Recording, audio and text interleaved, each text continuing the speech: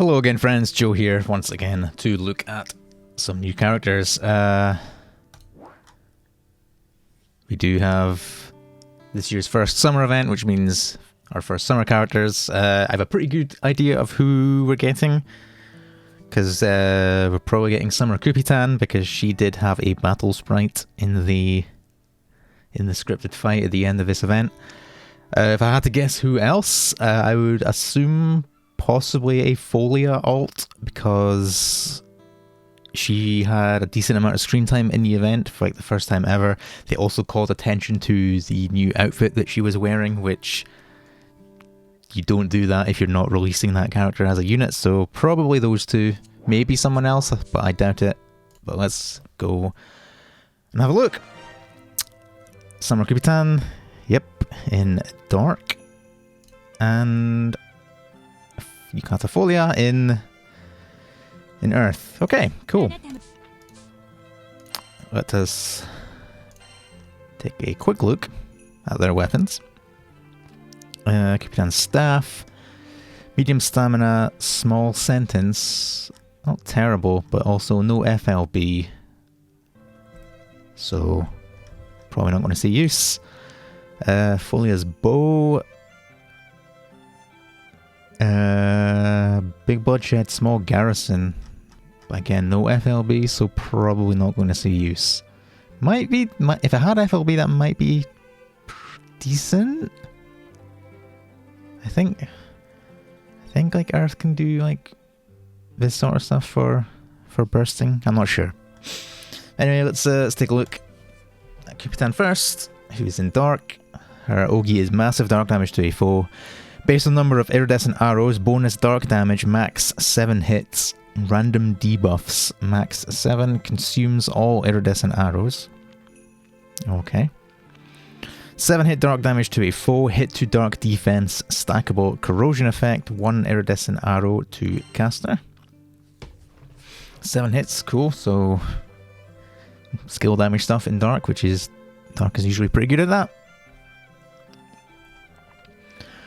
Skill 2, instant CA standby to caster, CA reactivation effect 1 time, can only be used when max iridescent arrows are granted. Okay, she must have another way to get these then, apart from this, because Ogi consumes them. So anyway, sharp hit to all foes' attack, specs, and defense. Supplement damage taken. Can't recast. Okay, here we go. 7 iridescent arrows to Cupitan at battle start. Max 7, 1 iridescent arrow to Cupitan when a dark ally uses a debuff skill. Okay, so it means you can use this turn 1, which is nice. No charge bar gain upon normal attacks. That might actually help in building them up, actually, if she's not Ogiing super often. Chance to activate marine drops after charge attack and normal attacks. Chance increases based on the number of foes debuffs. Okay, so possibly that she can get this up pretty quickly, actually. Let's see if Wiki is updated so we can get some numbers. Looks like it is. So this is 54k damage cap per hit, which is kind of around, maybe a little low, but fairly normal for like multi-hit skills like that. But after skill cap and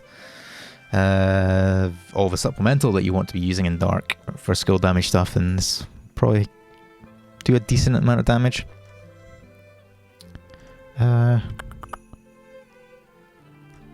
Doesn't seem to be, like, I don't know what the random debuffs on Ogi are. So yeah, not fully updated. We don't have everything, but if nothing else, she'll at least be a decent OTK character if you're still needing Ogis for OTK and like Golden or not, because I mean, you could press this turn 1 if you need to, if you're still needing to press buttons, but the fact that she has 7 of these at the start of the fight means that she's going to be doing her Ogi plus a decent amount of extra hits as well. Don't know how big those hits are. It doesn't Wiki doesn't say. I would assume they're probably on par with this. But yeah, probably decent OTK character if you're not doing like Erashka Girl stuff. Depending on the actual numbers of this, which again we don't have right now, possibly okay in Ereshkigal setups as well, just because normal attacks plus a chance of skill damage, but you know, it's not, I'm guessing it's not going to be 100% chance, at least not without a lot of debuffs on the boss, so someone a bit more consistent like Ferial, if you're wanting skill damage after normal attacks, is probably better. But I'm not sure what these numbers are. It's just attack, defense, multi-attack rate, and supplemental, but no numbers at all, so not sure. I would assume 5 turns is maybe like 50k supplemental. Maybe, or 20, maybe even 20k, I don't know. It's not going to be as high as like 100k, because that's like Bub Summon Call tier supplemental, which you're not going to get that for 5 turns. So I would expect probably maybe 20 to 50. 50 being slight copium. But otherwise, she seems fine, like possibly decent if you're just going for a pure skill damage setup. Again, I think that mostly depends on what the numbers are for this, so how often she can get this to auto-activate after her normal attacks. If you can get it up pretty high to like basically guaranteed, then she'd probably be a decent slot in a skill damage team, just because the damage from this is going to add up pretty quickly. She doesn't really offer that much else. Like, she does give random debuffs, but I don't know what those are, so I would assume it's just stuff like corrosion, poisons, and maybe like multi-attack down and stuff. But yeah, she seems okay. Not amazing. Like I think like Dark is kind of starting to move away from skill damage stuff into the more, you know, like Ereshkigal setups and whatnot for bursty stuff, at least anyway. So yeah, don't know how good she's going to be. She seems fine. I don't think she's going to be like super strong. But yeah, just more skill damage stuff in Dark, if you're still missing, you know, stuff for that. So anyway, let's look at Pholia, who is in Earth. Massive earth damage to a foe for her Ogi. Bonus earth damage effect to all allies.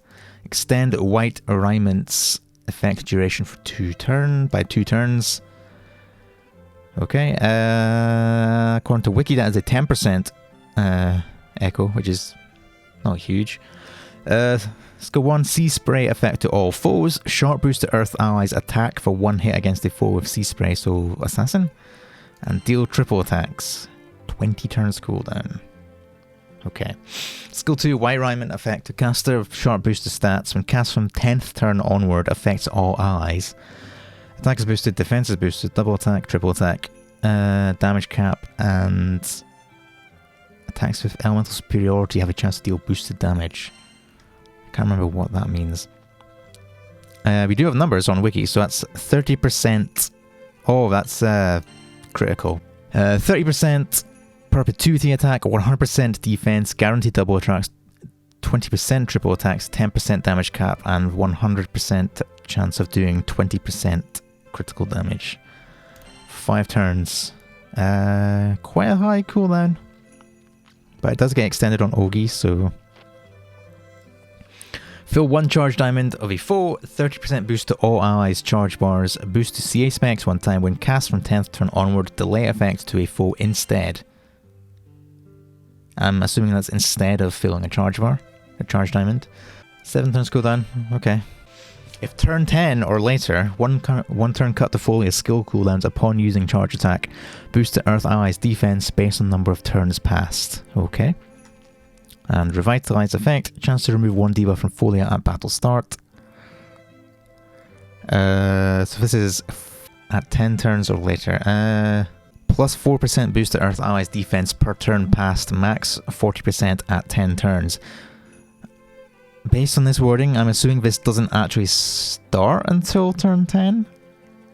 So does that mean you have to get to turn 20 before you get the maximum for this? Or does it still like count the first 10 turns but just doesn't activate until turn 10? I don't know.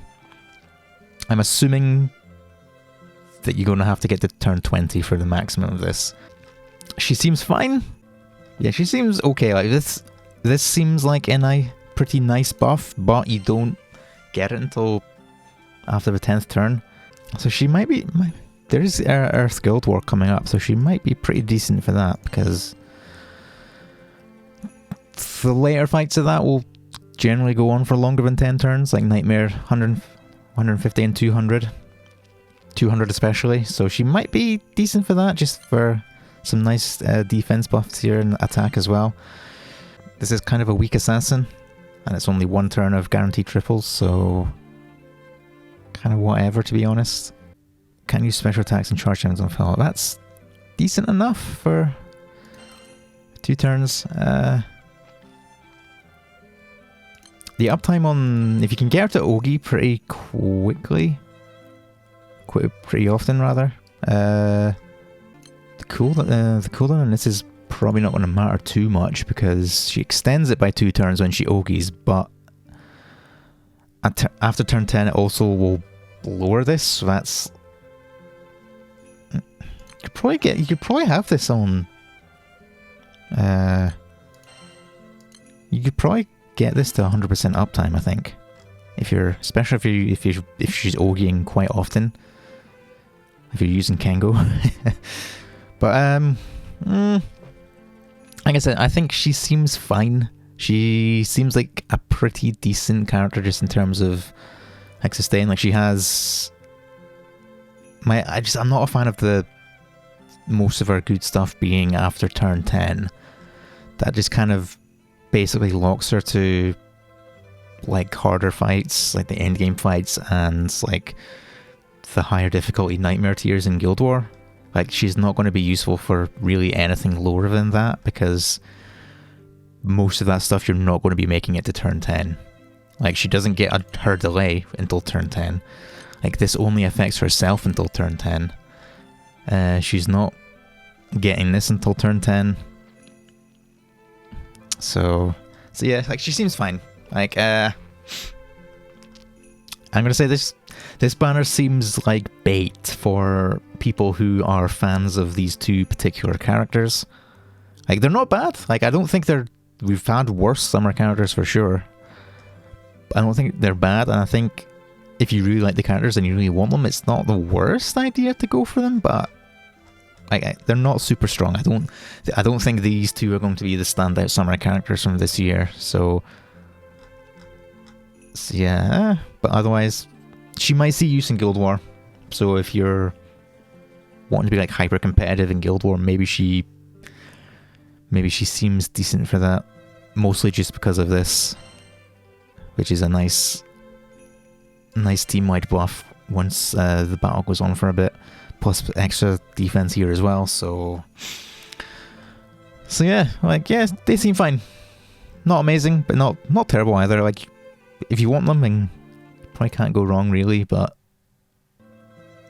yeah. Anyway, thanks for watching, and until next time, where we will be getting some more summer characters, I will see you then. Bye.